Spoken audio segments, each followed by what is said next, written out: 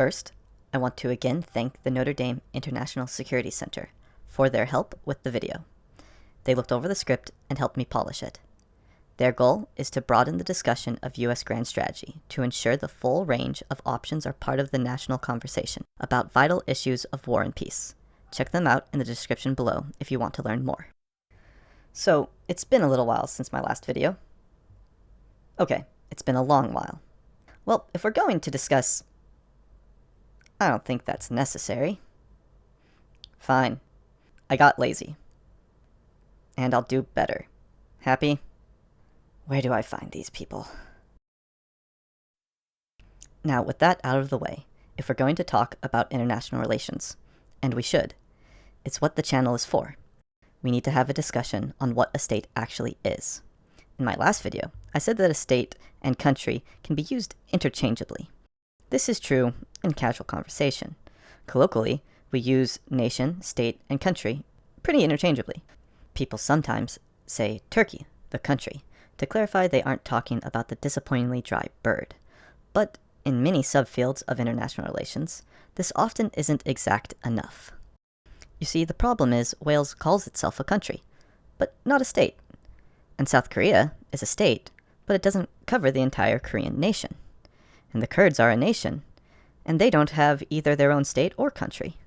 This might be getting a little confusing. So let's break it down. Let's start with the state. What is it? Well, first, we should clarify we are speaking about sovereign states. In international relations, we often abbreviate sovereign state to just state. Sovereignty is a big word, but it is a simple idea. Its definition is to be the highest authority. If no one can overrule your decisions in a territory you control, you are a sovereign of this territory. So a sovereign state means there is no one or group who has authority over the state. Sorry, Texas, you are no longer a sovereign state. Admittedly, the idea of sovereignty isn't quite as clean-cut as either being sovereign or not. Sovereignty lies on a spectrum, where the needle is constantly shifting. Unfortunately, there is no academic consensus on what makes a state, and even the best definitions are unsatisfactory. For this video, we will merge a couple of common definitions into a practical, but academically disappointing description. We will go with, a state is the governmental institutions that are recognized by a large majority of its people and by other states to have a monopoly of legitimate violence within its borders. The monopoly on the legitimate use of violence is an idea which originates with Max Weber. Weber? Germans. Well, he says a state is a polity. A group of people with shared identity and institutions to govern them, that has a monopoly of legitimate violence within their borders. In other words, there is only one group that enforces the rules. So there is no competing police forces or militaries within the territory the state governs. Obviously, a state can't hold the monopoly on all violence. There are too many muggings, shootouts, and let's not forget hockey games for that to ever be the case. This is why a state must use legitimate violence, violence which the ruled will not revolt against. The people's support is only half of the equation. If other states do not recognize the governing institution's use of force as legitimate, then it is unlikely the aspiring state will be considered part of the international state community. If a state doesn't have both the tacit support of its populace and the recognition by the international community, it will often end poorly for the aspiring state. Taiwan is navigating these waters currently. So now that we have a basic understanding of what a state is, we should ask, why do states even exist? And why are they so self-centered? It's mainly because of our old friend anarchy. You see, anarchy puts pressure on states to exist for three main reasons: to keep outside powers out, keep control of those within, and act as organizations to generate wealth. Which of these three goals generate the other two is hotly debated in the literature, but pragmatically, states care deeply about all three. These goals result in states only focusing on themselves. Helping others in ways that don't help the state's three main interests can weaken a state, so states act like little sociopaths in the international realm, because acting in such a way will often get the state what it wants, or at least avoid what it most fears.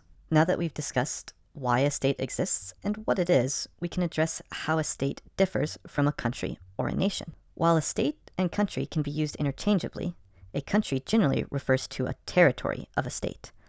As mentioned earlier, a state is the governing institutions, and therefore can run a country, but a state does not refer to the land itself as a country can. A state is also different from a nation. A nation is a group of people with a common cultures, history, myths, language, or ethnicity. While nations have a lot of unifying features that create a sense of fraternity, nations don't necessarily need leaders. Admittedly, they will often have prominent people who influence how the nation sees itself, but nations do not have anyone who holds a legitimate monopoly on violence. By itself, a nation lacks formal institutions to govern, and so should not be confused with a state. Unlike countries or nations, states are actors on the international stage. This is because states often have defined leaders, institutions, and organizations who can motivate or force their people to follow new rules and, if necessary, wage war. Many states are formed around a nation. These are called nation-states. Yes, international relations loves to take two words and put them together and pretend they have a new idea.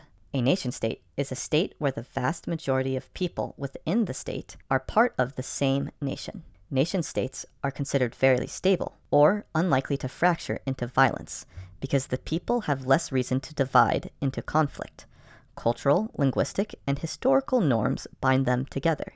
In a sovereign nation-state, the country is the region, the nation is its people, and the state is basically the government. So now that we know what a state, a country, and a nation is, I want to leave you all with a question. Feel free to discuss in the comments. Is the United States a nation-state? Scholars debate this. Some believe that there are too many factions in the U.S. to be a nation. Others believe that the U.S. has bound itself into a nation with the American dream and other cultural myths. In other words, it is a civic or liberal nation. So tell me, what do you think?